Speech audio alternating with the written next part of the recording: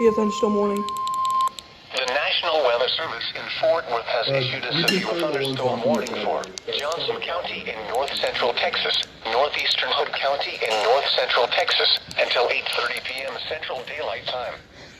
At 7:33 p.m. Central Daylight Time, a severe thunderstorm was located near Godley, or 9 miles east of Granbury, moving east at 20 miles per hour.